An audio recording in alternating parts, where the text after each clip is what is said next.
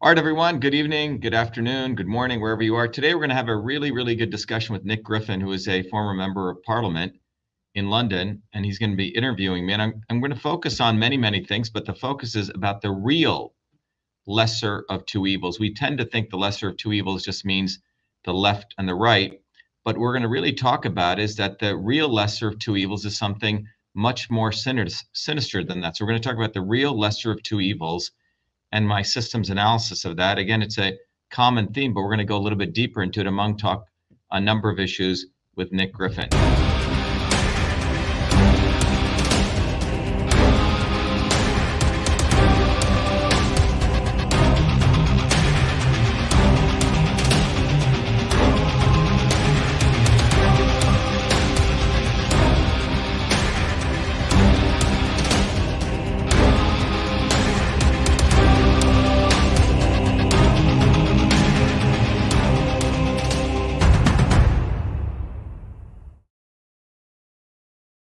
In. How are you, Nick?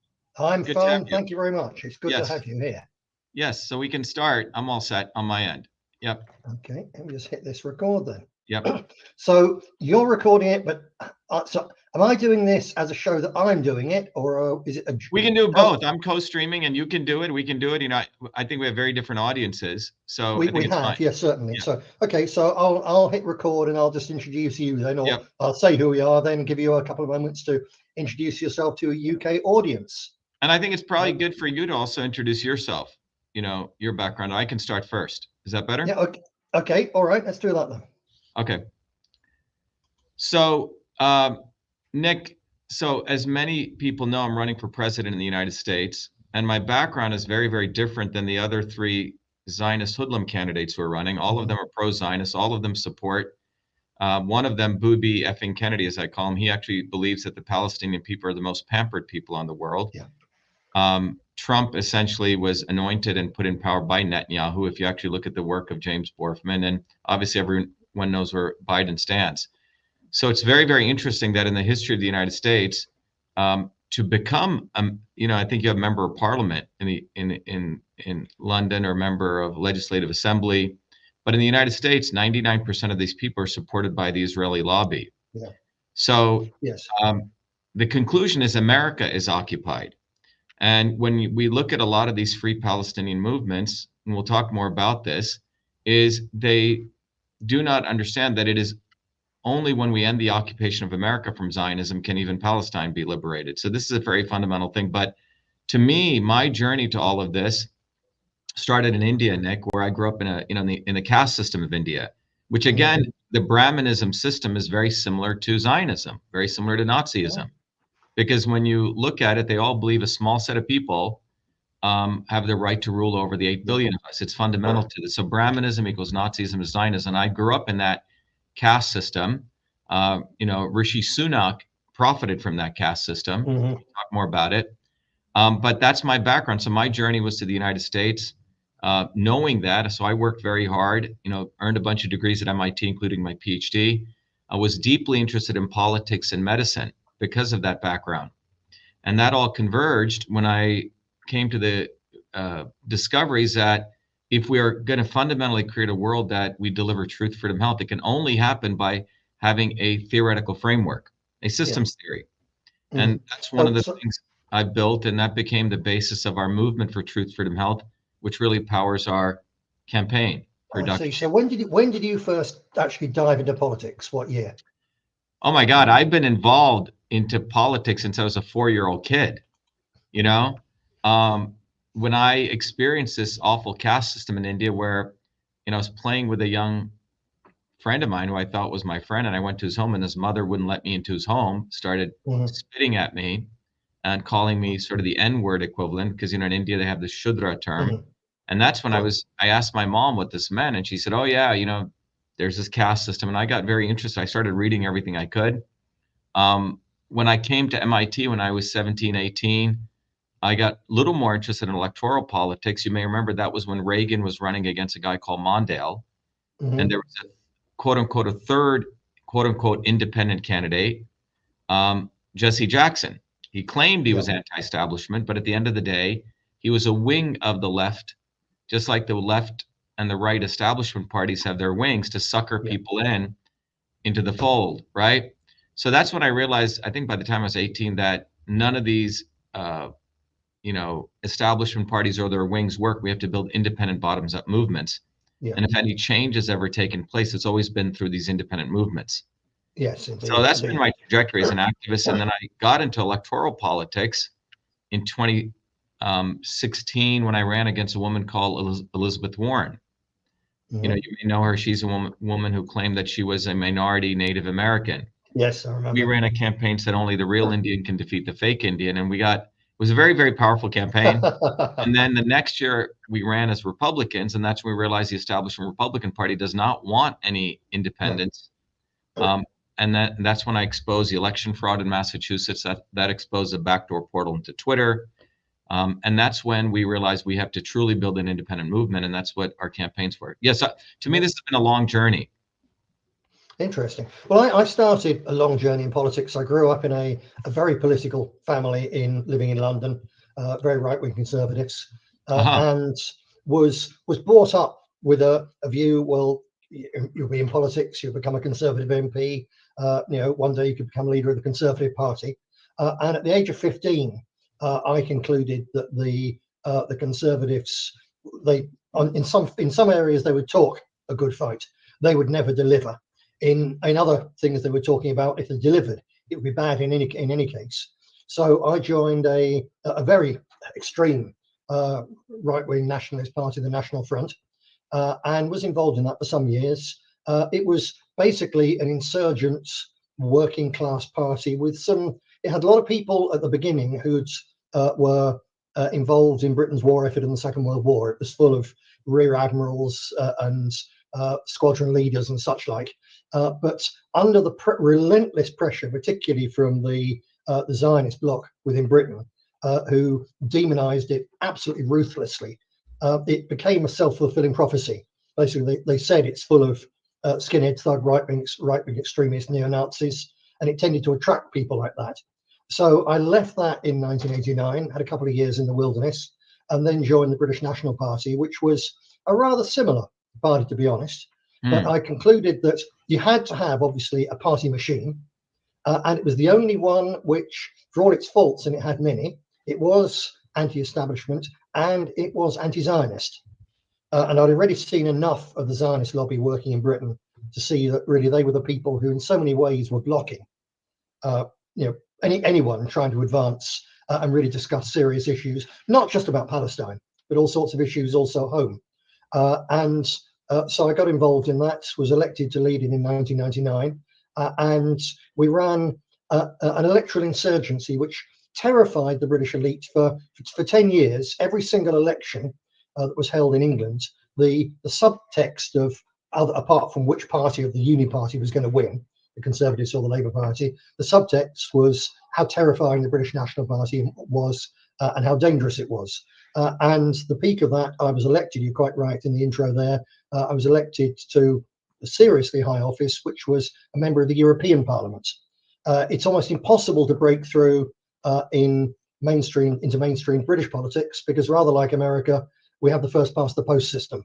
All across Europe, we have various forms of proportional representation, which make it much easier for alternative parties to break through. And in the case of the European elections, Britain adopted this proportional representation system. So I was elected as an MEP in 2009 and served for 5 years. This is before Brexit, right? This was before Brexit. Now, yeah.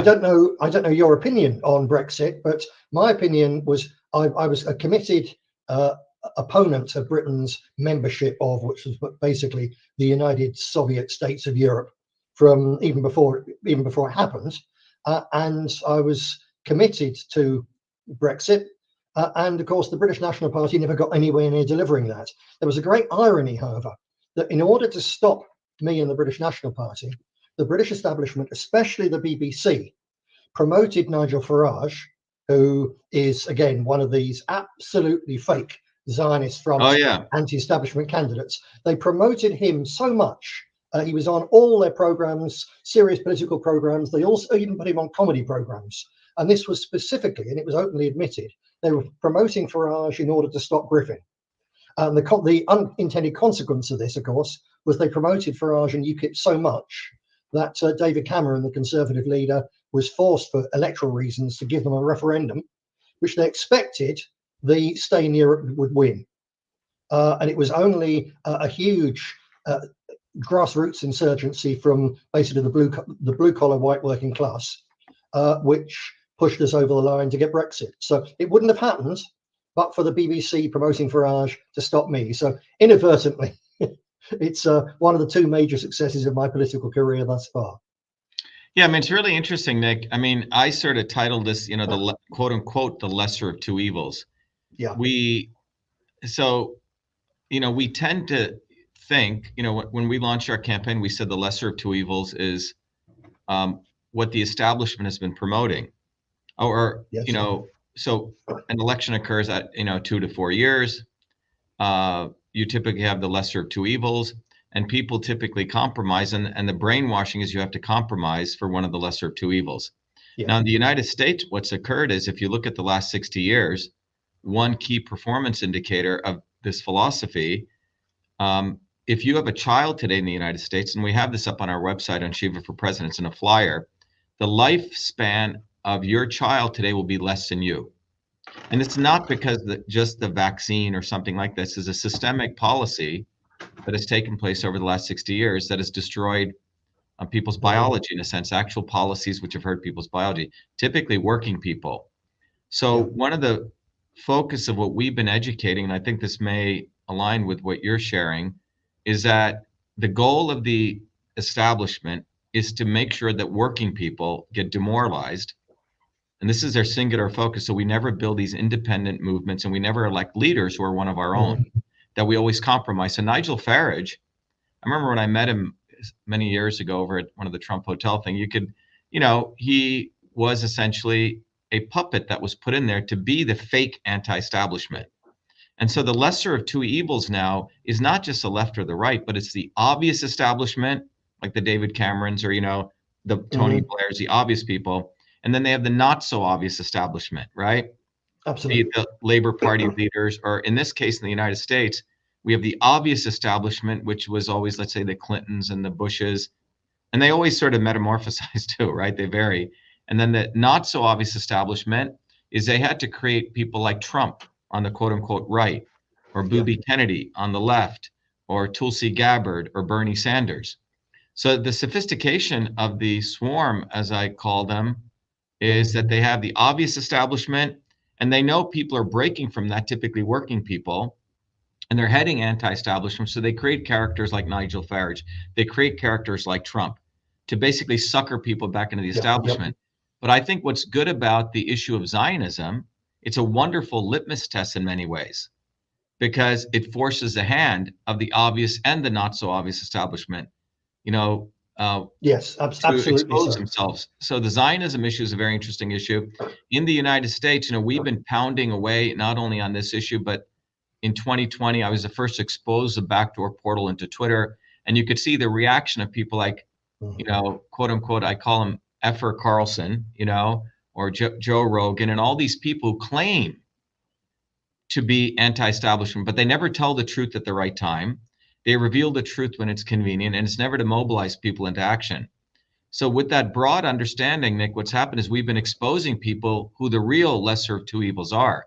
It is, on the one hand, the obvious establishment, and then the establishment creates its not so obvious version, who spouts all these words. And this is the teaching and the learning I think the broad set of working people need to understand, because otherwise they get stuck into a Nigel Farage or a Donald Trump or a Booby Kennedy or Bernie Sanders. And this is how the left and the right keep, the machinery going. They have the obvious establishment, but they have the wings of people who literally copy the words of the real fighters for change, mimic their words. Absolutely so. Yep. It'd be interesting to hear more from you on the not so obvious, the establishment characters, and like Jeremy Corbyn, obviously Labor Party guy, right? Yes, indeed. Yeah, but I think it'd be valuable to educate the U.S. audience on this nature of the. Yes. Yeah. There's different levels to this. There's the obvious. There's the wings of the Uni Party, and the Labour Party being the left wing of the Uni Party. Right. Then they still felt the need to, in effect, split this between the Blairite, Starmer, thoroughly respectable, very, very Zionist ones, and Corbyn and similar, who are almost independent. You know, they're almost all right, but then they're not. They always come back, and they never go that. You know, they never go that far. In Britain, we didn't have this. The powers that be were happy. I think they were content with just the uniparty with the two wings, and the electorate were happily or unhappily switching one to the other, voting against them because they're even worse than them, and it seemed to do the job. And when we created or built the British National Party as a serious electoral challenge, and it was paralleled by serious election challenges by nationalist parties in other parts of Europe as well. And until probably about 2006, 2007, the reaction of the power elite to all these insurgencies was always the same. It was to simply to demonize, to use lawfare, to use the violence of the Soros-funded Antifa, these plausibly deniable establishments, gangs of thugs, and to present as being absolutely unacceptable and beyond the pale. And this worked until about 2005. And at that point, and around that period, the old parties were becoming so unpopular with ordinary people, especially working people, who they thoroughly betrayed, that the more they attacked the radical outsiders, the more it was actually convincing people that we were different. Because when we were knocking doors through the early 2000s, the most common reason we got for people saying, no, I'm not going to vote for you, wasn't because of who we were. They were just saying, politicians, you're all the damn same. You know, I wouldn't vote for any of you. And the more that they were attacking the radical anti-Zionist right all across Europe, the more at this stage it was actually convincing the public we were different. And it was therefore building our votes rather than damaging. And it was sometime after that, around between 2006, 2008, that they suddenly developed some light bulb moments in their operation, that they realized it was far better to present people with a fake, phony patriotism, reaction against the system, proper workers' party, whatever. Far better to give them fakes than to try and then to promote those fakes as being a little bit less obnoxious than the people they really feared. And that's what they've been doing ever since. So we've now got the position basically that all over Europe, the serious challenge by genuine opponents of the system is gone effectively. And in every single country, you've got things like Marine Le Pen. The Front National is a classic example. Jean-Marie Le Pen, you know, he had his faults, but I knew him very well. He's very old man now. He was a very genuine man. And he nailed his colours to the mast, wore his heart on his sleeve, and he was there for France and so on. Marine Le Pen, his daughter, on the other hand, is an absolute snake and has simply sold the party to a combat. She's surrounded herself by Zionists and homosexuals. And so it's completely controlled. And the same is true, the AFD and so on, all these parties across Europe that I think Americans perhaps look to as being, oh, they're the future. No, they're not, because they're another part of this controlled opposition, which obviously you've seen through in the USA. And I wish you well on that. Can I ask you a bit about the US presidential election? Yeah, Nick, one thing I want to just mention to people listening in the US is that in the United States, when you run for president, let's say, or you run for any type of office, it's winner takes all, right? Yeah. So you just get this, you know, two-party system, or maybe some fake bullshit independents like Booby Kennedy. You know, that's their Zionist other front man. So now they have three Zionist heads, right? Democrat, Republican, and Booby. But what's interesting is in some ways, the democratic process, quote unquote, democratic process that you have in England and other countries like that is you have a parliamentary system. A lot of Americans don't understand this, that it's based on the percentage of votes that you get. So that's why you can have a range of different political parties, right?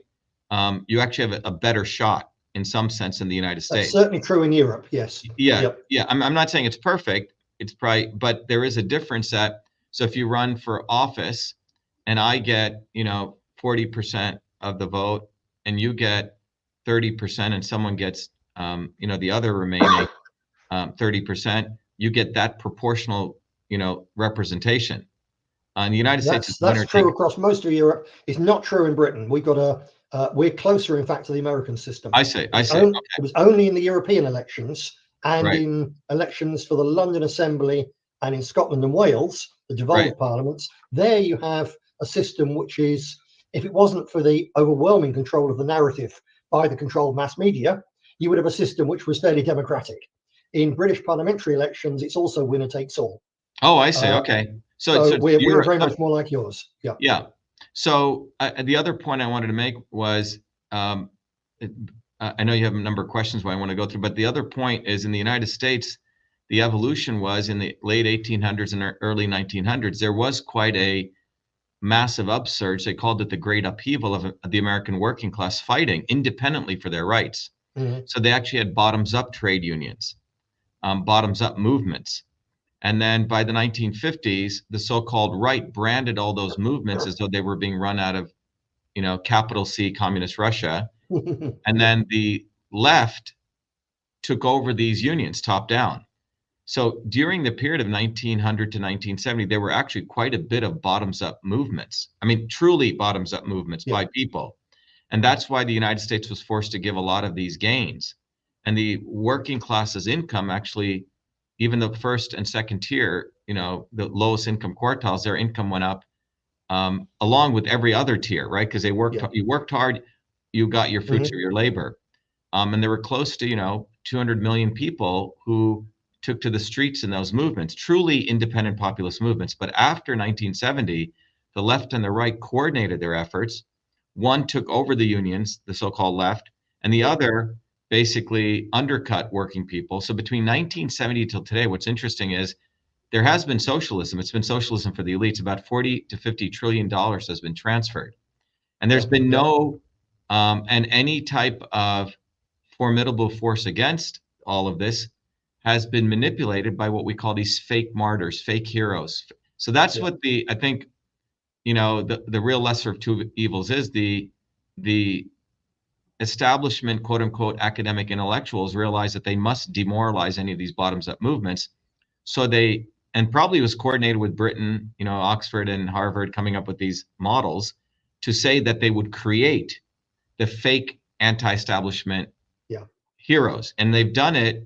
Now, the good news in the United States, if our movement didn't exist, we've been hammering away at this. So I had to do the unfortunate job of exposing Trump. We had to do the unfortunate job of exposing Kennedy. We would lose 20% of our followers. But the good thing is, Nick, what's occurred is there's enough people besides just me who've taken our analysis of this and they're hammering them. So this has never existed before. The concept of educating a broad mass of people on this dynamic of the controlled opposition and that they're created by the establishment. But the issue of Zionism, I think, gives us a huge opportunity, right? To separate Zionism from, the anti-Semitism from anti-Zionism. And so you can see in the United States, our work has really been very powerful. So even people like Elon Musk, who's part of the censorship infrastructure, he puts back this fool called Nick Fuentes back on, who is indeed an anti-Semite, or pro-Nazi, because they want to blur again the education people have been learning between anti-Semitism and anti-Zionism. So they want that blurred. They don't want people like myself clearly explaining that, which we've done. So I just wanted to give you, so the real lesser of two evils is this very perpetual force, which is realized that in order to keep people stuck to the swarm, they keep dropping these fake heroes. And I think they have a whole lineup of them, at least in the, they farm them. They have a university that generates these people. It's very interesting you should say university, because I was looking here in Britain. We've got it's a very small country. It's now very, very poor, basically, if you're poor and in a poor area. And we've got a very large Muslim population, the youth of which have been or were extremely radicalized by vast amounts of Saudi Wahhabi money pouring in. Yeah, who are all pro-Zionist. Who indeed are all pro-Zionist. Right. Yeah. Now, that radicalization has stopped to a degree because the Saudis basically have changed and they've cut their religious fanatics down to size. somewhat. So that stopped somewhat. We still got this intense and very dangerous division between the white working class and the Muslims, and then there's Hindu elements, etc. in other places. It's a very unstable, dangerous thing. And for a long time, the US-based Zionist billionaires were pouring vast amounts of money into an attempt to create a clash between the Muslims and the rest on the streets of Britain. So they were promoting obscene cartoons of Muhammad and stuff like this, hoping it would literally hoping and saying this will create a race war. This is what we want. Now, it didn't happen, partly because, or mainly actually, because the young Muslims simply didn't respond to this. They saw people like Tommy Robinson as Zionist scarecrows. They realized this doesn't represent the broader white working class, so they stayed away from that. But this is 10 years ago now. They were trying to do this really, but more than 10 years, there was this push. But in recent years, so that was purely Zionist billionaires pushing from the gutter for trouble. But in the last few years, I've been looking more and more, and you mentioned universities. So I don't know if you're aware of Prague EU, the online university. Yeah.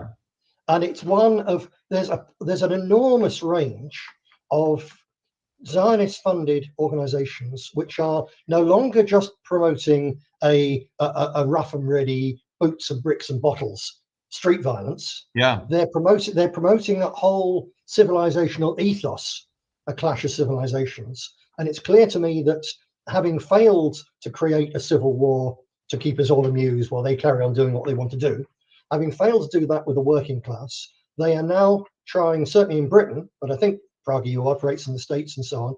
I think that they're trying to create a middle class cadre who are committed to racial and religious violence as a way of cleansing everything. And to an extent, where I come from politically, I'm closer to them than I am. I was closer to them than I am to you. You know, to be quite blunt about it and honest. But I've seen the consequences of civil wars up close and very ugly in Northern Ireland, in Syria, where I've been a number of times, and neither side would win. It's the radical Wahhabi Muslims tell their youngsters, you know, one push and the whole of white society will collapse, and we'll take over Britain, Allah wills it, and they won't. And the idiot moron ex-skinhead big fat white idiots, drunks and so on, they think, oh, well, we'll just have this, we'll seize power and we'll force them all to go home. Which again, you can't force 5, 6, 7, 8 million people to go home, when especially Western interference in their countries, financial, economic, and military, has caused so much damage to those countries that they're here because we help screw up their countries. And so Nick, I still believe. 1 second, where did you say that we have a difference there? I didn't understand. Well,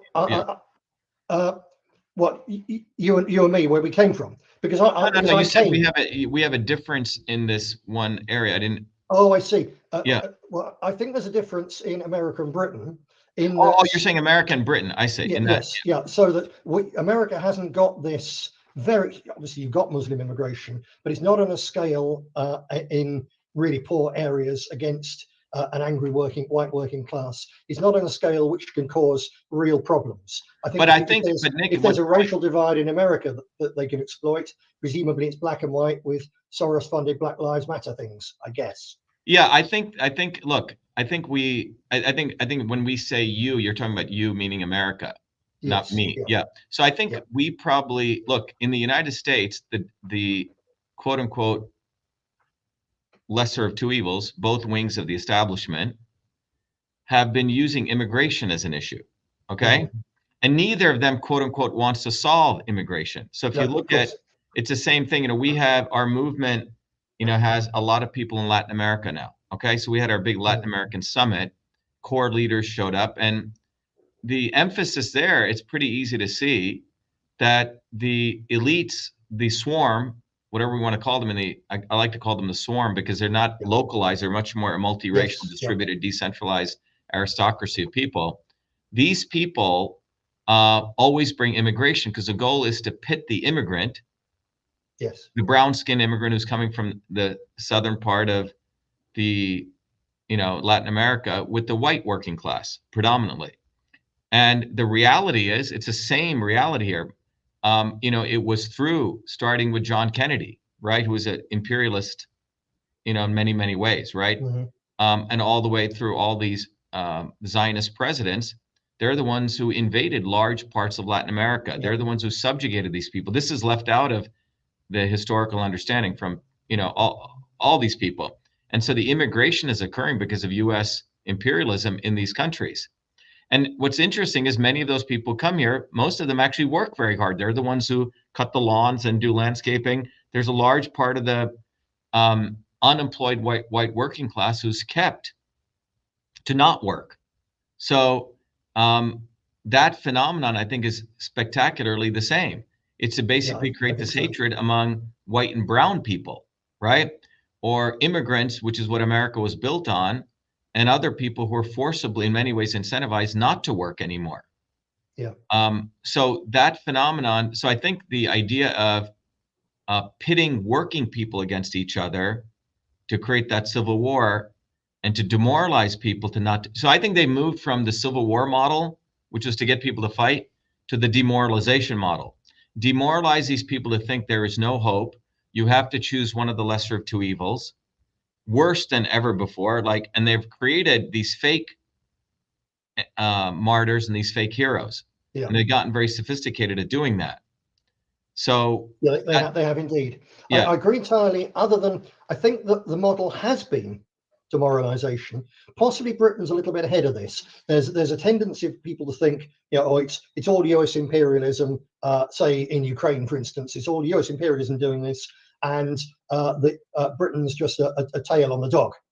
Now, I think it's the other way around. Yeah, exactly. When you really look deeply at the fake gas attacks and so on in Duma, for instance, in Syria, that were used to try to drag the West into war.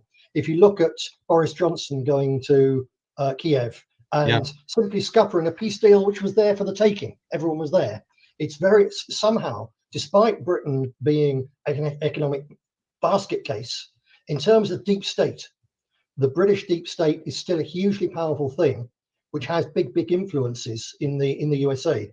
Unfortunately. But what I think is the case here is that demoralization, especially of the white working class, what has been used in Britain on a mega scale. We've got exactly the same thing. All these people complain about immigrants coming in.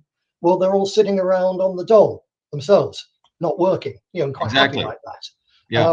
And the system's been made so that they can just get by. And perhaps they do a little bit of work on the black, which then means that they're breaking the law and so on. So they're completely controlled.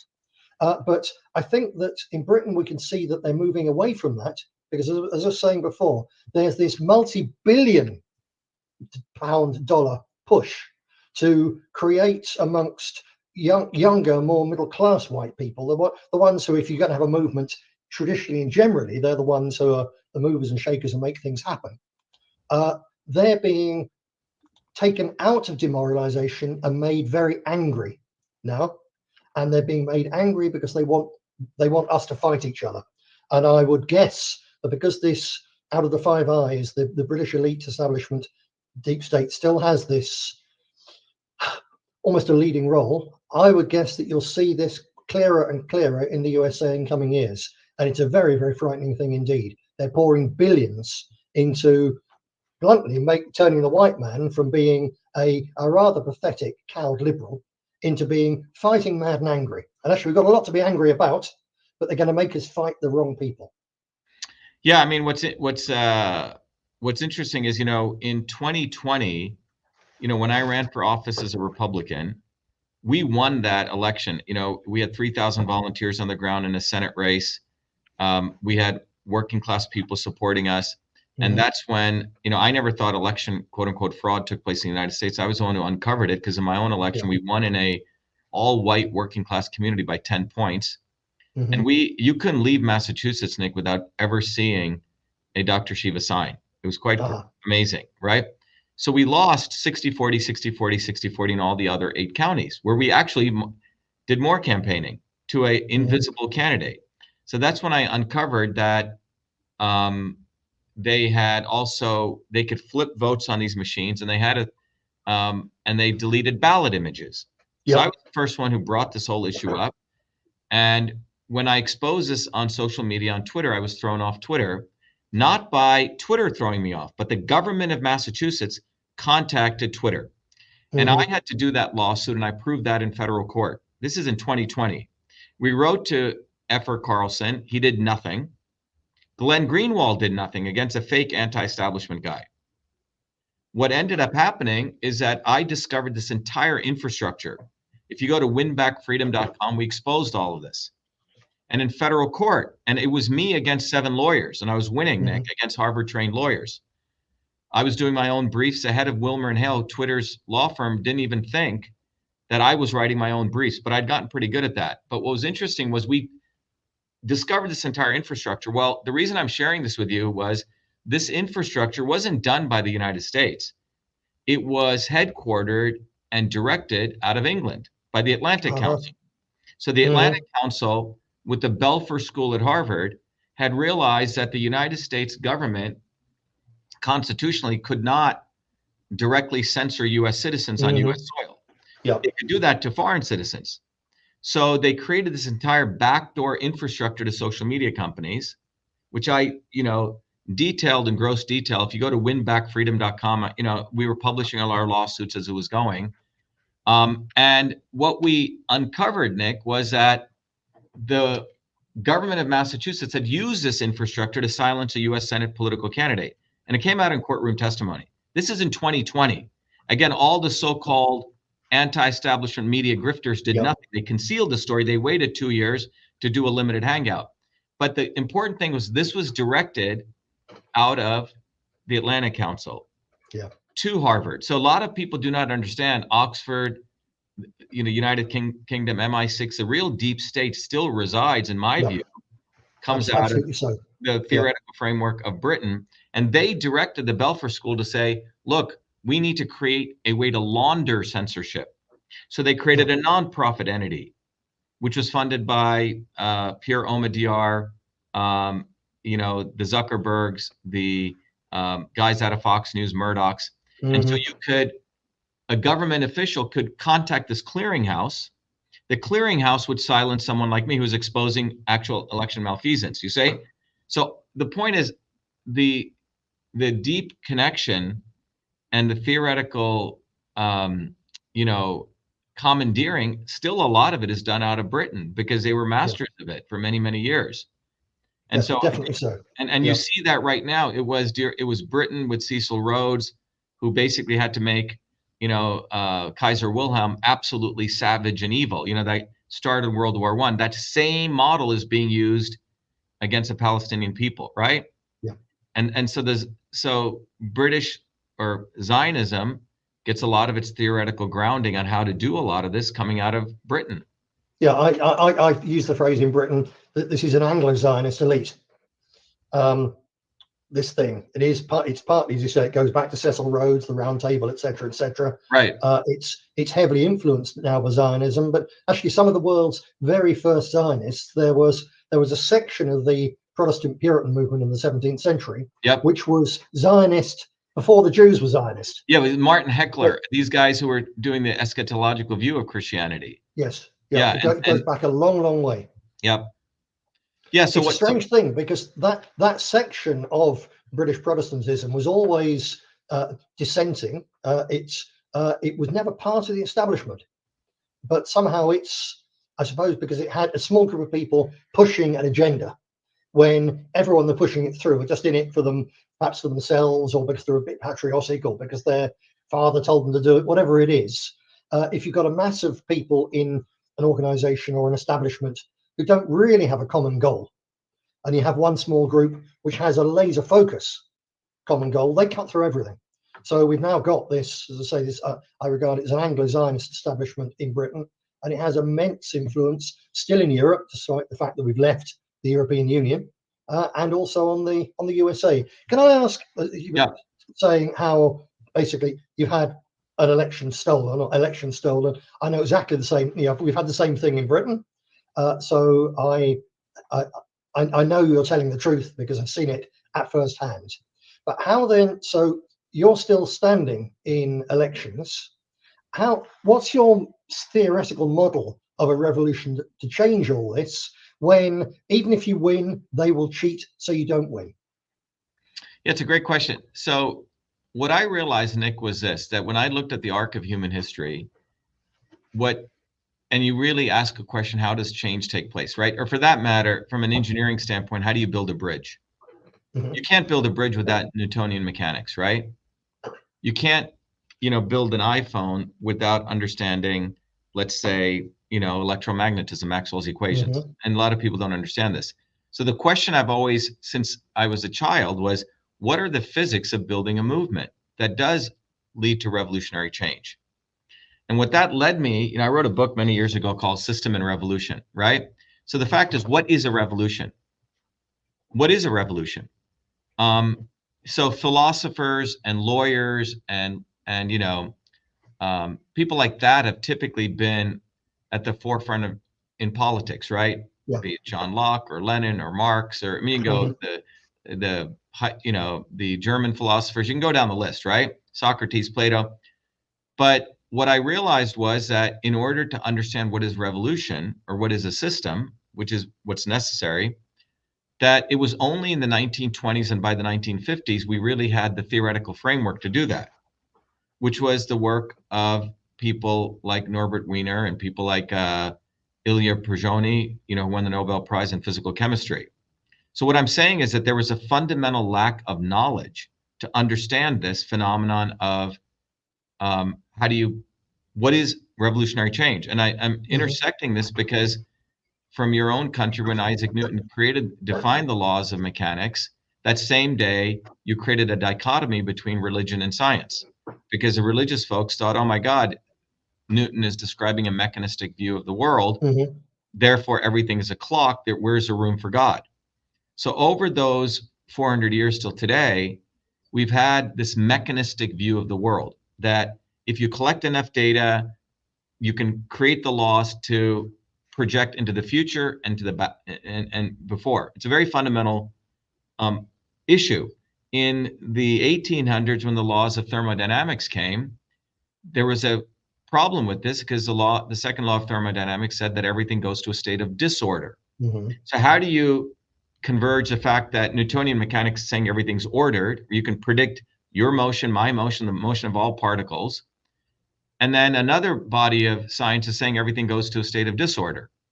This was not resolved until 1957, where the reality is that both exist together, right? And that's where my work began as an engineering systems PhD, et cetera, was resolving this notion of a mechanistic world and the reality that you have chaos and out of it appears where things, deterministic worlds emerge.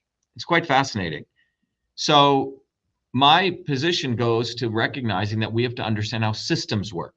And that's, so I took where Prigogine left off, and my work at MIT and thereafter was looking at engineering system science, and then looking at, believe it or not, ancient systems of medicine out of India. And you find out when you put these together that there are 9 principles that emerge that are exactly the same. That you can describe. So for example, if you look at control systems theory, your thermostat or an autopilot that flies a plane, this is why the modern civilization is based on engineering control system science, where you set a goal, you have the phenomenon that you can see what's going on, and then you can control these systems. Input, you look at the output, you look at sensors. Anyway, I'm not going to get into that, but the bottom line is that there is a physics, Nick, that I came across. And then I organized that into a curriculum, which I used to teach at MIT. George Soros is one of the theoreticians of reflexivity theory. People need to understand the reason that a small set of people are able to manipulate 8 billion people because they understand system science. It's a very evolved field now. Now, the philosophers and the political scientists do not understand this. But I was able to figure out that these principles can be applied to understanding your body as a system, everything in nature is a system, including politics. So when we say truth, freedom, and health, right? This is not a slogan. And I don't put ampersands in front of them. truth, freedom, health is an integrated set of three concepts that none of them can exist without the other. So in engineering system science, there's three fundamental things that move the universe: transport, movement of information, matter, and energy; conversion processes, the things that take one thing to another, like digestion, for example, the movement of air, right? Transport. And the vessel which contains this, which is called the structural piece: transport, conversion, structure. Well, guess what? The ancient Indians called this vata, pitta, and kapha, which comes out of traditional medicine, which is really not a medical system. Truth, freedom, and health says you need all three. Freedom, the ability for us to move freely, freedom of information, freedom of motion, matter, and energy. The truth is really a verb in many ways, because the scientific method, you put all sorts of ideas in a truly free society. All those ideas are taken, the scientific method is applied, and you come to truth. Now, without freedom, you can't even do that. You can't apply the conversion process. And health, in many ways, is a vessel, the structural piece which contains is if you have a society which is mentally, physically unhealthy or economically unhealthy, there's no opportunity for freedom or science to take place. So I assume so health, in effect, is the very basis. It's the vessel. So in ancient systems of medicine, if you looked at your body, your gut was the earth element, which is where all the reactions took place. The inside of the country is the structure in which freedom can, the extent of freedom and the extent of conversion. I mean, if I have this bowl of water here, the vessel here, if I make oatmeal, is the container. You know, I mix stuff in there, right? That is the stirring, and then the heat is a conversion element. So in similar ways, health is a physical structure which contains, the ability for us to do science, right? Or to fight for freedom. You can't be fighting for freedom if you're physically unhealthy or mentally unhealthy, or you don't have the economic capabilities to do that. So truth, freedom, health is literally coming out of this scientific framework. And I believe what I've cracked the code on, Nick, my journey, I've done many things, by the way. I invented the first email system. I do a lot of research in science. I've created platforms. But truth, freedom, health was really, in many ways, my long journey since I was a 4-year-old kid to apply engineering science to figure out the framework of how do we build revolutionary movements. So revolution, what emerges out of this, the definition is it's a phase transition, right? From a very physical standpoint, if you take a block of ice, under the right conditions, it becomes water, and under the other right conditions, it becomes steam. These are revolutionary conditions when it undergoes these phase transitions. What is difference between water and ice and any of these? It's the interconnections. It's still water molecules, but they're connected in a different way. So when we look at social systems, what we're really saying is the relationships between you and I and others, right? Today, those relationships are a slave relationship in fundamentally ways, right? You have a small set of people. Zionism wants slavery. It fundamentally takes a political ideology and then has, melded it into some religious stuff, right, which has nothing to do with Christianity. Brahmanism did the same thing. It took the caste system, which is a political ideology, threw in some Hinduism. Nazism did the same thing, but it's about promoting this concept that a small set of people should rule the rest of us. Yeah. So that is the state we're in, like ice or something. Now, if we want to move this condition to another state, a phase transition, we have to understand systems. And system science reveals that it is when we have enough particles vibrating at a different vibration. That is called a self-organizing system. So that is why I've concluded that the only way to have revolutionary change is we need to have enough people understanding this dynamic. Understanding. So that's the fundamental purpose of your election campaign? Well, the reason I'm running is if someone like you or I is ever going to get elected at these high, it can only occur with such a revolutionary movement, right? There's no other way to make it occur. It would be a pipe dream. But my running, just like when I ran, an MIT PhD with all these degrees is supposed to be in their little cubicle doing research, right? But because I ran for office against Elizabeth Warren, we're the ones who forced her to take that DNA test, Nick. because all these other parties wouldn't have been so brash to say only the real Indian can defeat the fake Indian. We had to file lawsuits. When they said I had to remove the banner off my sign, I had a picture of her in her headdress. The city of Cambridge said you have to remove it. I filed a lawsuit and I won. You see, when we're truly bottoms up, you don't play by their rules. Right. When I ran for office again, it was my election which exposed the election fraud. Trump took all of my stuff and he made $500 million. When I met with him, I said, where did this $500 million go? Do you really want to solve election fraud? He had no interest in solving it because he's part of it. You say they profit from it. It was my running for office as an MIT PhD in systems biology. We exposed Fauci for what he was. You see, so my running stirs the pot in a significant way. Yeah. So now my running for president, we have leaders all over the United States. We're building this movement and we are creating this infrastructure, and we're disseminating to people the real lesser of two evils. It is our movement that has exposed Kennedy for what he is.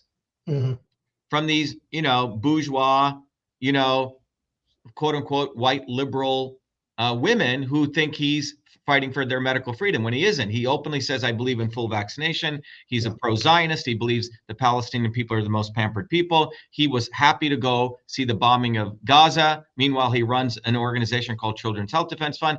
But because I'm running, we're able to expose this and we're able to do this in a broad level. I did this video.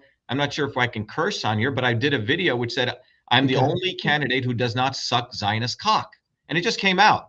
That went out to, I said, every other candidate is a Zionist cocksucker, which is true. Now, an MIT PhD should not talk like that, but I also came from working class backgrounds. So this dichotomy, Nick, is really enlivening things. And it's really, so my running for president, it's very, very dangerous for them because we have to get on the ballot in every state. In order to get on the ballot, you have to collect signatures. So we have to collect 240,000 signatures in California, 1,000 in Utah, 1,000 in Idaho. Well, we collected all those signatures. Kennedy couldn't even collect those signatures. He had to do a backroom deal because we actually have people bottoms up who go and collect signatures.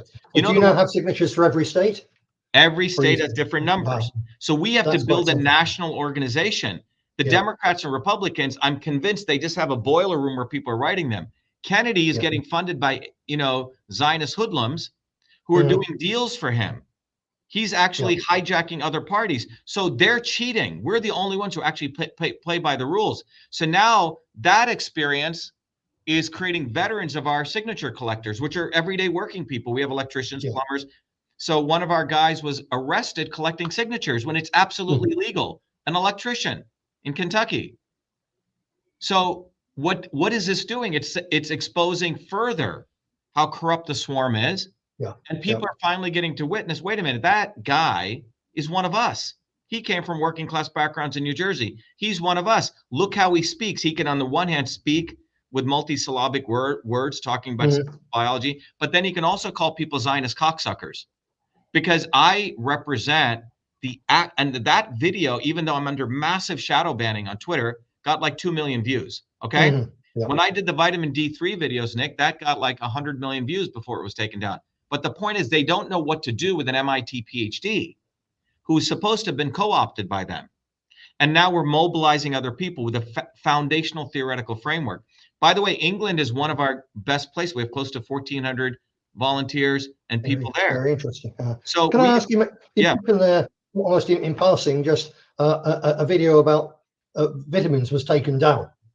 Why do the swarm feel the need to take down a video about vitamins and nutrition? Well, what's interesting is I was the first one in March of 2020. I did a tweet as I'm considered one of the leading guys on the immune system in the world. That's on the research side. I was invited by the National Science Foundation in 2019 to present their lecture on the modern science of the immune system. Okay. So in 2019, I said this pandemic will go down, quote unquote, pandemic will go down in history to suppress dissent, destroy economies and destroy our health. Perfectly. Booby Kennedy was promoting lockdowns, saying it was good for climate change. Trump was promoting lockdowns. So I called it on the money. And then given my research, I said, look, I wrote a letter to Trump, which his ex-wife Marla Maples delivered it to him.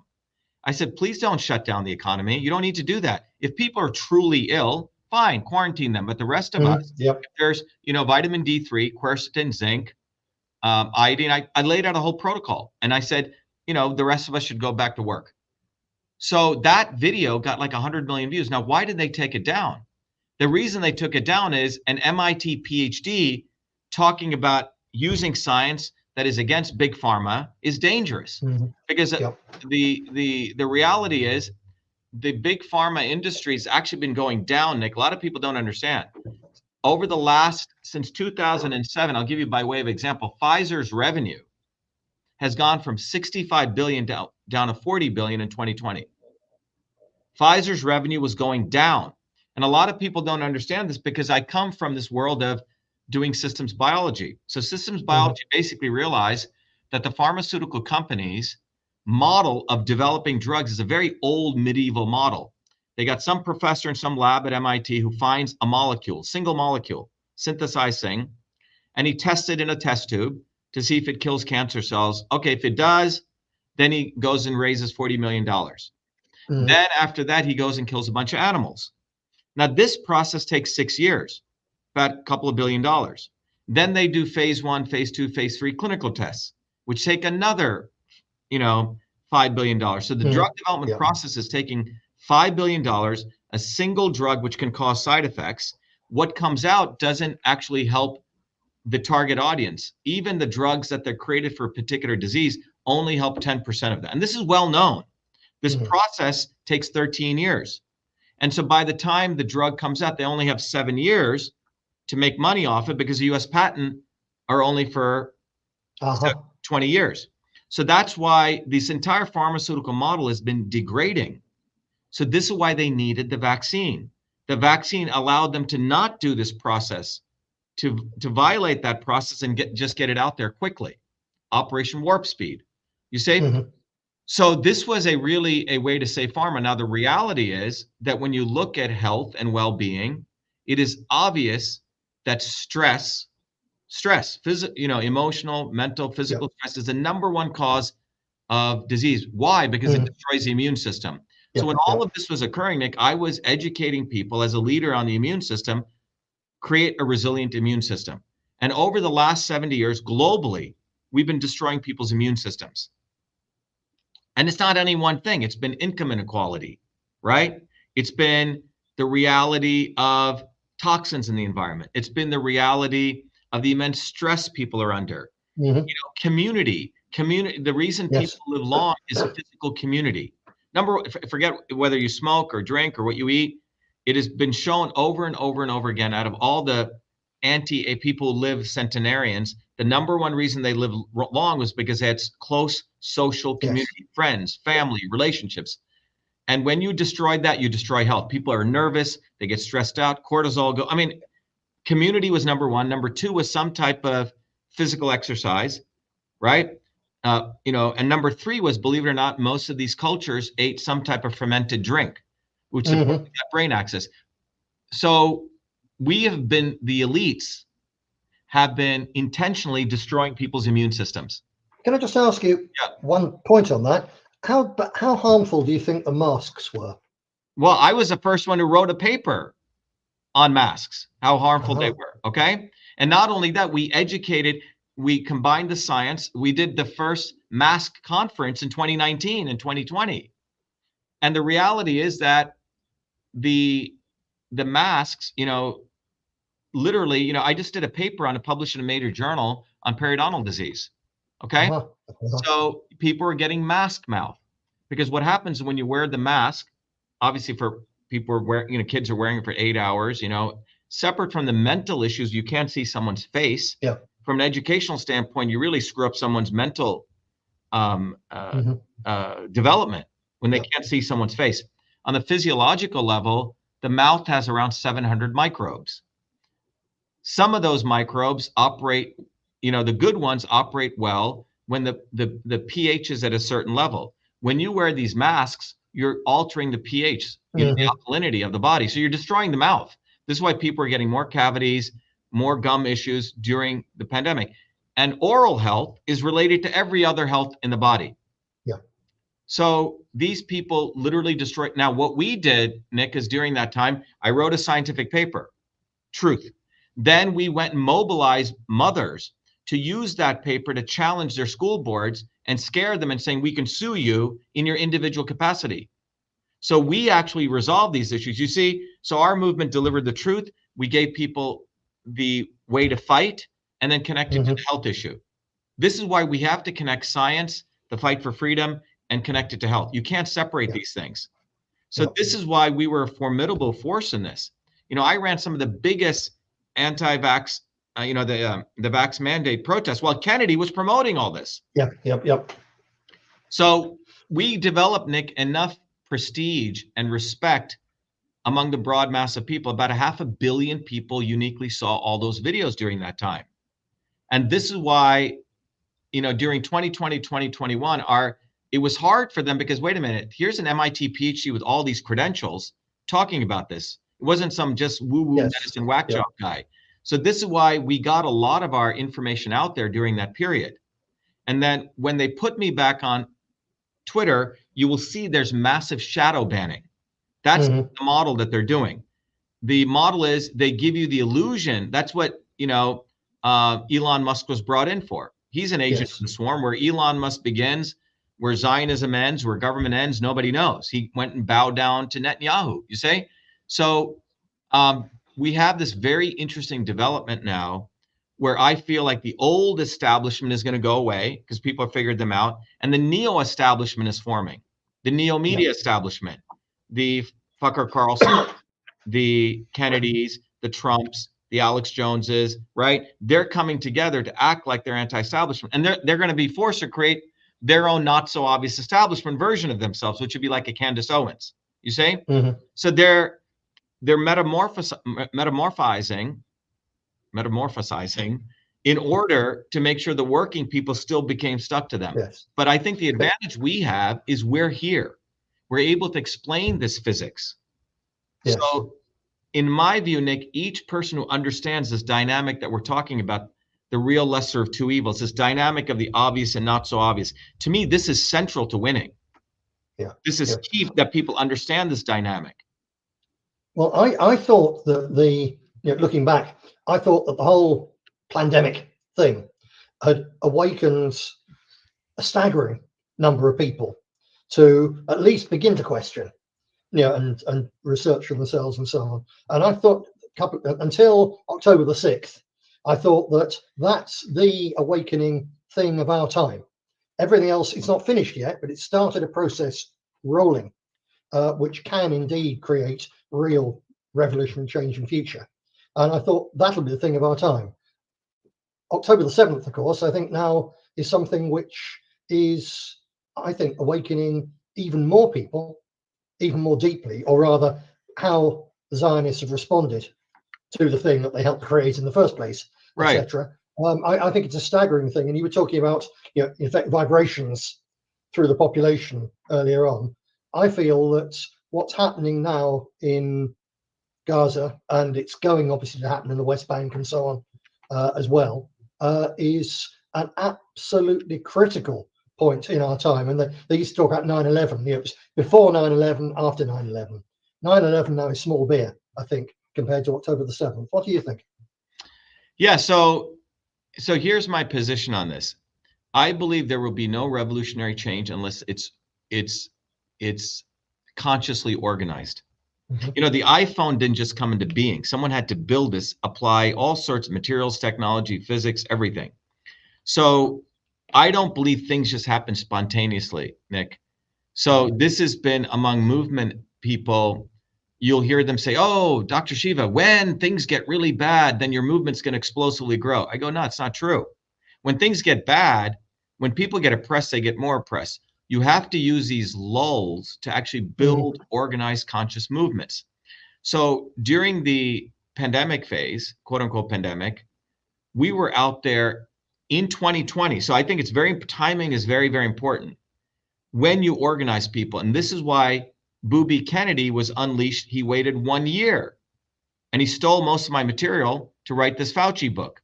So what the establishment is very clever, Nick. They have so much data right now. If you look at system science, it's called controllability and observability, right? So all of government, has hooks into social media. They're one. So with all of this data, they can do enormous work. I used to be in this field for nearly 20 years, data science, AI. With very simple algorithms, they now know which way people are moving. So when I did that video, I did a series of videos clearly establishing the difference between Zionism, anti-Zionism, and anti-Semitism. So obviously that sent out a signal into their universe. They're like, holy shit, people are realizing this difference. So what they had to do was they had to react to that. So they're getting real-time data now. So they know, wow, these activists are getting it. So in response to that, the controllability comes in. We have to now blur anti-Zionism and anti-Semitism, or make it even unlawful.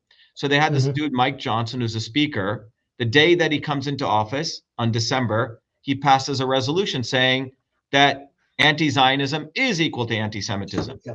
And then they passed a bill. By the way, those two resolutions and bills started with an executive order Donald Trump signed in 2016. So the trajectory is they're getting data. So we have to be aware they're getting data and they're manipulating the inputs, which is propaganda. And they're being able to react they have to also react fast. So this phenomenon needs to be understood. And this is why Musk is central to them, Elon Musk and the heads of these social media companies. So when they see a phenomenon, they react to control the propaganda, to control us. Yeah. And this is occurring in a very it's being engineered. So, so when you look at the pandemic, they saw that coming. They saw all these videos that I was doing, and they created the fake anti-establishment people. Yeah. I saw it occurring right before my eyes. They created these people who waited, didn't say anything. Rand Paul waited a year. And then we started the Fire Fauci campaign, #Fire Fauci. He waited a year. So they have this ability. So when October 7th took place, you can see now that the liberal Zionists have embedded themselves into these movements. So they don't say end the, like I went over to MIT and Harvard, right? They have these encampments. And you see in those encampments, you will see very few signs against Zionism. It says Free Palestine. In 1980, Nick, when I was a student at MIT, we organized one of the true working class protests so in 1980s, you may remember many of these universities were investing in South Africa, okay? Their endowments. One set of students said something like, oh, okay, we're helping those Black people there. Okay, that was one position. Another set of liberal white elites would play Martin Luther King songs. Oh, we need to help the Black people in South Africa. But those same students were afraid to go into the Black neighborhoods within the 1 mile radius of MIT. I was living in one of those neighborhoods when I was an undergrad because I moved off campus. Our position as a revolutionary agents of change, we said, look, it's easy to talk about something 10,000 miles away in Soweto or, Johannesburg. Why don't we look at the economic apartheid right on this campus? So we organized the food service workers, the custodial workers together. It was very different because we were really the real wing there. And so when we built our movement, the workers and the students at MIT were all supporting us. You see what I'm saying? So we didn't have this dialectic where the cops were afraid to touch us. Now, when I went over to MIT, everyone's about Free Palestine. And it all says ceasefire now. Now, ceasefire now has been a slogan of the liberal Zionists who take over these movements. Ceasefire now is interesting. Ceasefire now, which means the Zionists in Israel can go 2 steps forward and 1 step back. And that slogan has been used for 40 years.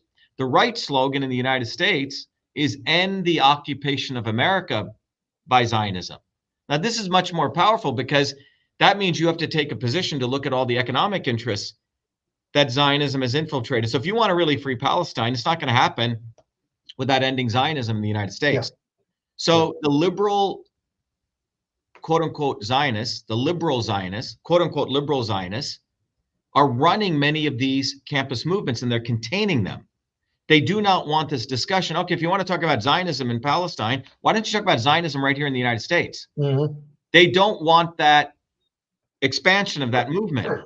Same thing is occurring all over the Middle East.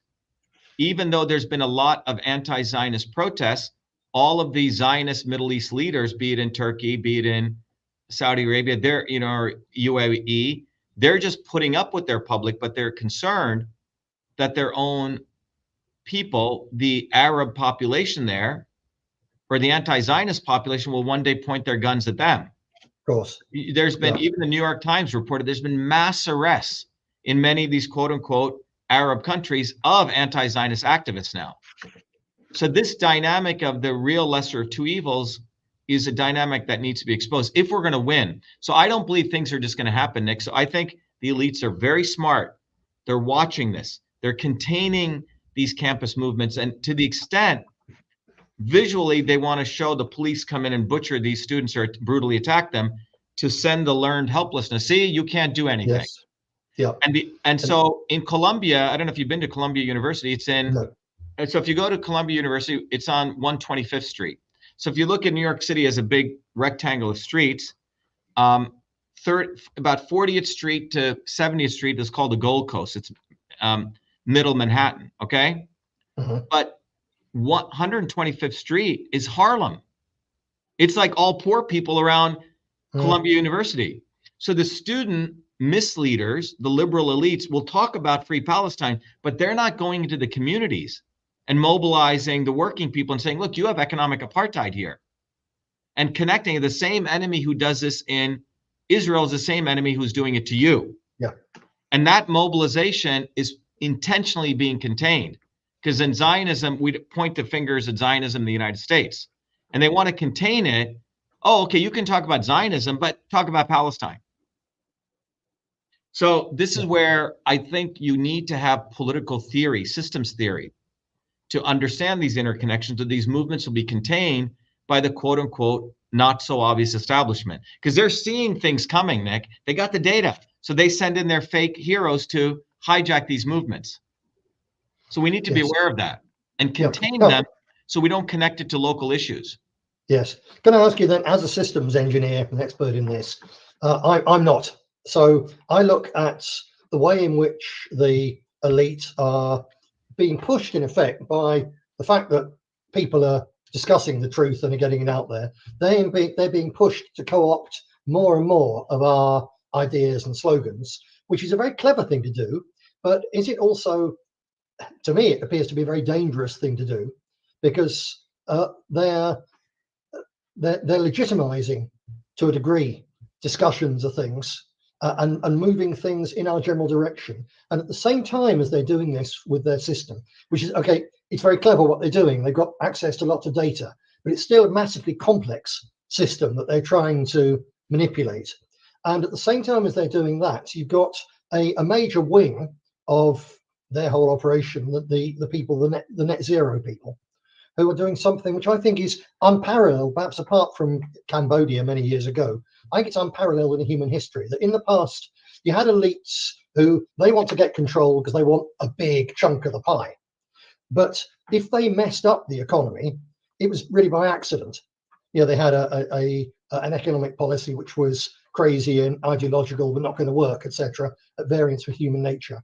So previous elites have wanted to get hold of everything, and if something's gone wrong, it's been a mistake. You've now got an elite who are deliberately destroying. So, sorry, under communism, for instance, communism capitalism was, at least in theory, an argument over who should own the means of production, distribution, and exchange. Exactly. We've now got an elite who are determined to destroy the means of production and distribution and exchange, especially obviously in food and energy, which are the basis in many ways of a modern society, and certainly the large population we've got now. So when you've got a section of the elite who are trying to destroy the system on which we and even they depend, at the same time as they're being forced to co-opt more and more radical ideas in order to try and keep them tame, do you think that that is an opportunity for future revolution, or yeah, big time. Are they able to control this system even doing those things? Well, Nick, this is what the elites are doing, okay? This is their problem. And we call it in control systems. They're highly unstable systems. If I take this pen and I put this on this, try to balance it, it's very difficult, right? It's very, Yeah. Now, there are a lot of vehicles that you can use to balance this, okay? But this is a highly unstable system, right? To try to balance this pen, it's going to fall over, right? In the military, many, many years ago, they used to build airplanes, which are, airplanes go backward, right? They started building airplanes that went forward. It's called front swept wing airplanes. Highly unstable airplanes, but they could move very, very fast if you could stabilize them. And that's why they started building these helmets, which could observe the pilot's thoughts, okay? And this is why they started doing AI. The reason I'm sharing this is that highly unstable systems need massive control to stabilize, okay? So as we head into this world of instability for the elites, their only solution is massive control, even greater control as you've never imagined. So this is why the monitoring of social media, getting all this predictive data, seeing. So one of the books I wrote was called The Future of Email, which talks about where is all of this going. So all of this is about controllability and observability. You have to gather enough data to know how we are thinking in different parts of the world, at a micro level, at a macro level.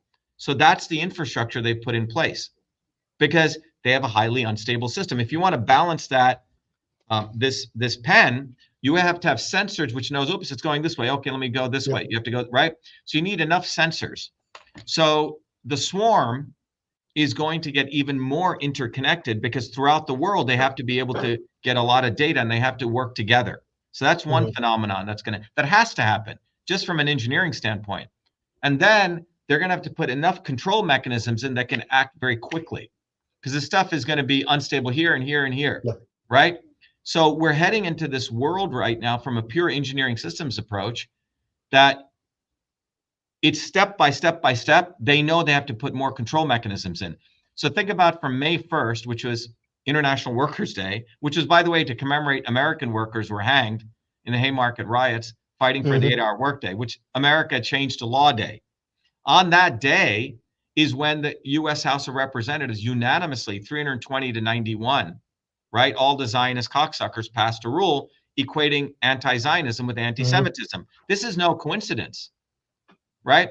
So it's step by step by step, mentally and physically, the elites are boiling the pot at a much faster rate.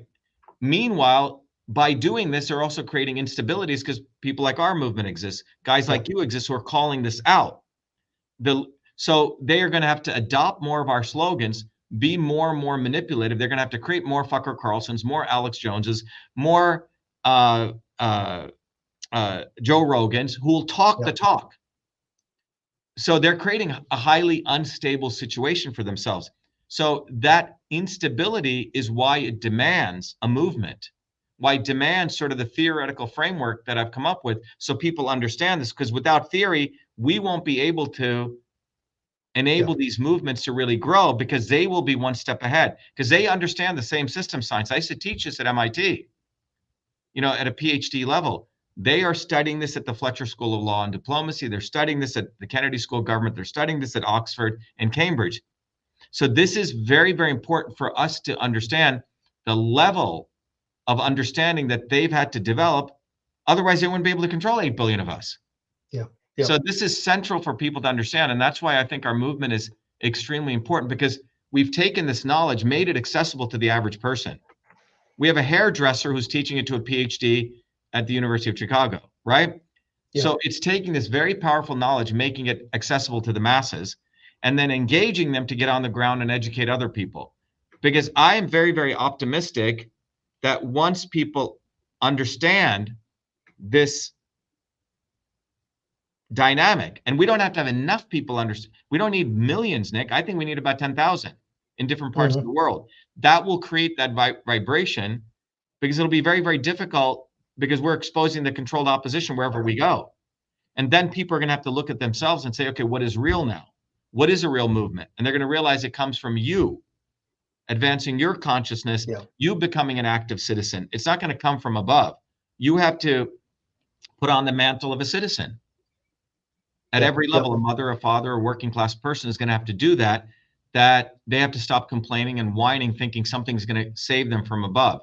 And when it hits enough numbers, and it doesn't have to be millions, it's going to create that vibration, what we call a self-organizing system. Yeah. So Very that's what science, reveals to me. Yeah. Now I'm conscious that I think we're probably over an hour, actually. Oh yeah, I'm sorry. Yeah.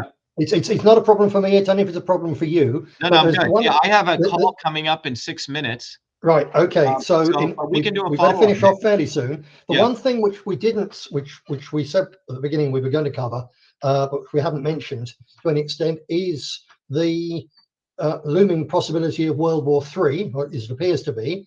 Do you think that the apparently insane elite push for war on several fronts is to do with money, ideology, or something to do with keeping us busy and under control? Well, look, this is so a lot of people say, I have a friend of mine who tracks all of this. He goes, okay, Putin just put the missiles up in the air, right? Putin's doing this, oh my God, this is happening. World War III is imminent, right?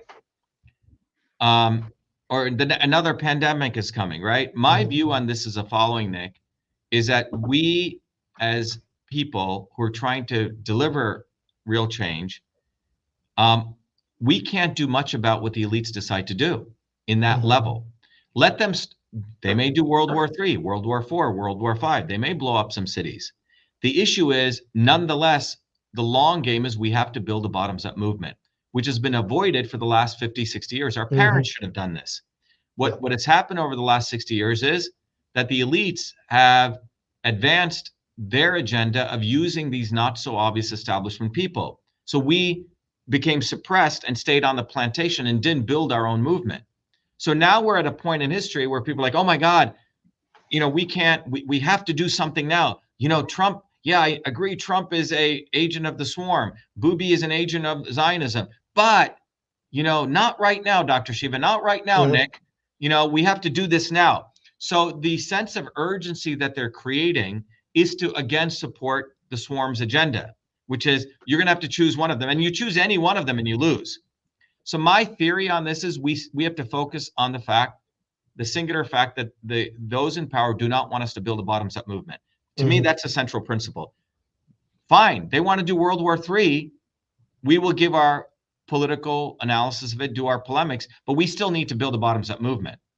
So that's my position on this. We still need to get people, we still need to educate people on this dynamic because, all right, you're going to blow up some parts of the world. I frankly cannot do anything about that. And it may be one organized crime family not liking another organized crime family, right? That's what a lot of this is fundamentally about. The one wing of the organized crime family shoots the Kennedys.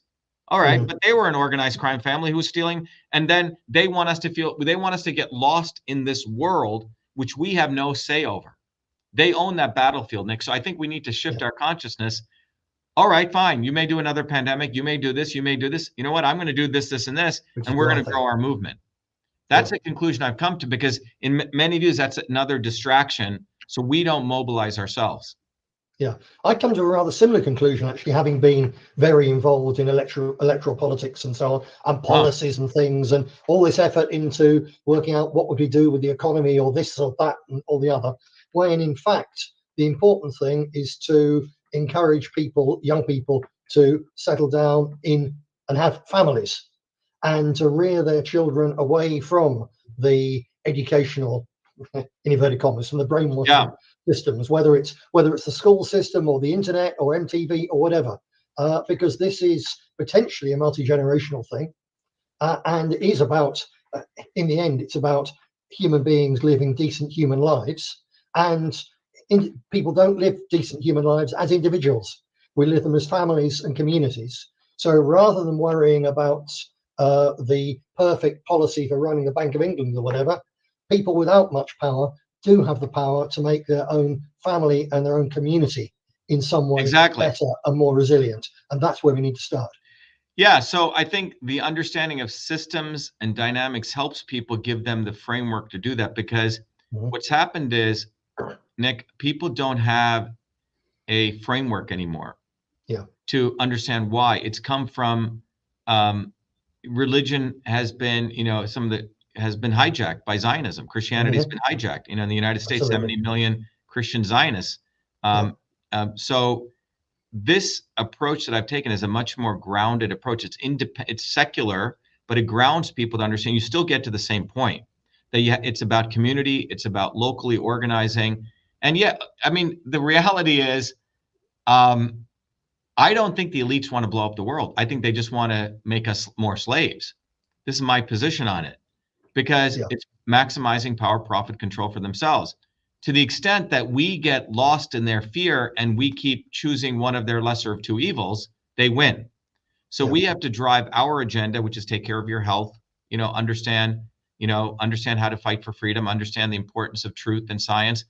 And that's what we're doing. We are organizing people locally and telling people, okay, they're going to do what they want to do, but what are you doing?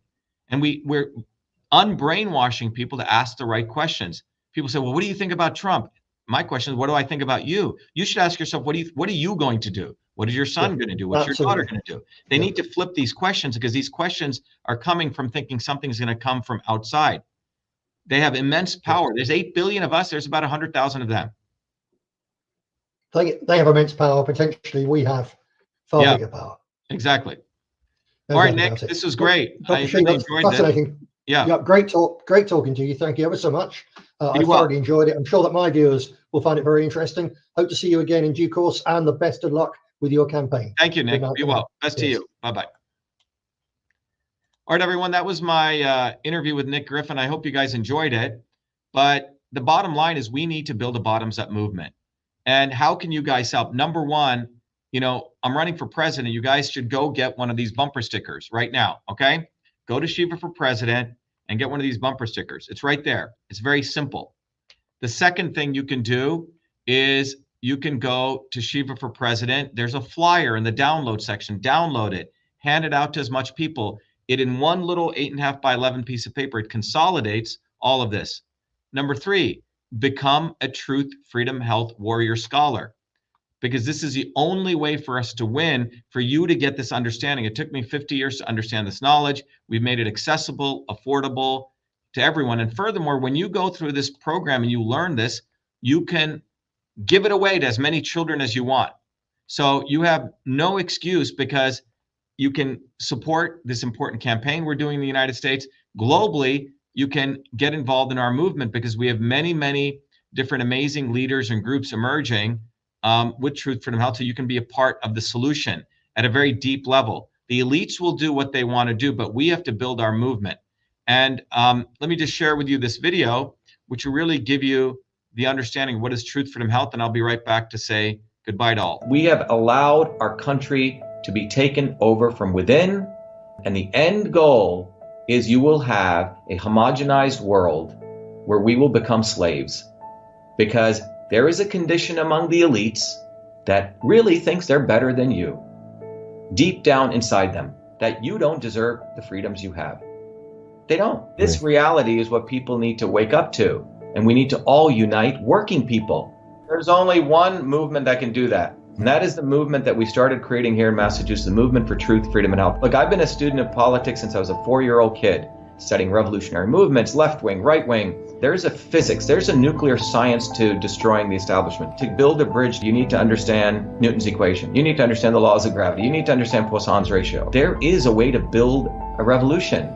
And that's why I put this together. My goal is to train an army of truth, freedom, and health leaders. We don't need followers like social media. We need leaders, but they need training, because the educational system does not teach them history, nothing. So in 3 hours, that's what I've started doing. That's the solution. We got to train people. First, with understanding what a system is, the dynamics of all systems that affect nature. The second is understanding the interconnection between truth, freedom, and health. Freedom is the ability to move freely, communicate freely, talk freely. Without freedom, you cannot convert ideas, hypothesis into truth, which is science. And without freedom, you can't really get to truth. And without truth, you make up fake problems and fake solutions, which means you destroy our health. And without health, which is the infrastructure of us and our body, you can't fight for freedom. Truth, freedom, health. Third concept is it has to be bottoms up. Working people, people who work uniting.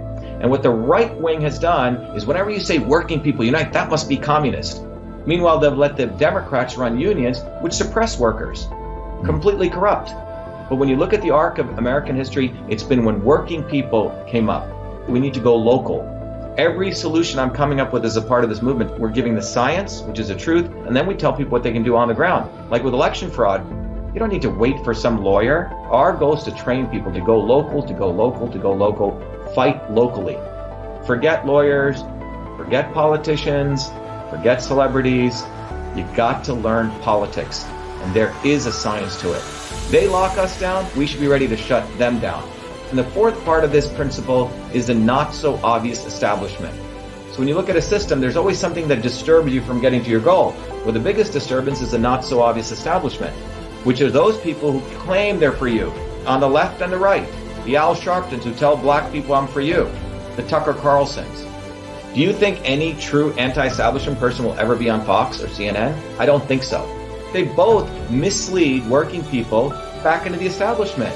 Without this solid understanding of political physics and theory, you're screwed. You're going to follow on the left wing Bernie Sanders. Oh, he said something. Or Robert Kennedy. Scumbags. Or you're going to follow some right-wing talk show host. They're not going to lead us to liberation. It's us. We're building a bottoms-up movement, and that political physics, it's a nuclear science of change. Bottoms up. We have to organize to understand that there is people who talk a good game, and then look at what they actually do, left and right. I'm sorry, Sean Hannity may say some good things, but I don't see the urgency in his voice to get something done, and it can only come when you weaponize yourself with the right knowledge. You need to be able to identify a rat. You know, Christ didn't go after the Romans, right? It was the Pharisees and the Sadducees who screwed him up. His own quote-unquote people. And that's where we're at. So these four concepts I've built into a curriculum where people can go to truthfreedomhelp.com, and it's an educational program. We need to train people in political theory. You need to have physics, and I've created that curriculum. People need to get educated. We need to get educated fast. And within a half an hour, I can teach people. 2 years of MIT control systems, I teach people those concepts. Then I apply it, anyone can understand it. And then you say, oh, I got to build a bottoms-up movement. They have to get politically astute, and then they have to go locally and act, not sit there on social media. They have to act locally, defy locally, do civil obedience locally, but with knowledge on how to build a movement. Now, the Senate campaign's expanded to the Movement for Truth, Freedom, and Health, and they can find it on truthfreedomhelp.com, so people can sign in, they can get access to a bunch of videos. If they want to take a course and become a Truth, Freedom, Health leader, I offer a full scholarship there, but we want people to make a commitment that they'll study, that they'll get certified, that they'll go do activities on the ground. So go to truthfreedomhelp.com.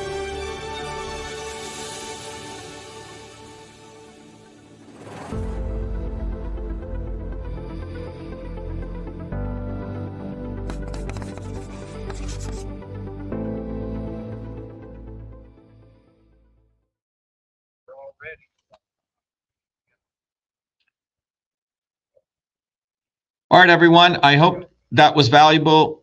Be well, be the light. Get involved, get involved, get involved. We have a huge opportunity. We need to build a bottoms-up movement. Go to shivaforpresident.com and volunteer. The mute button.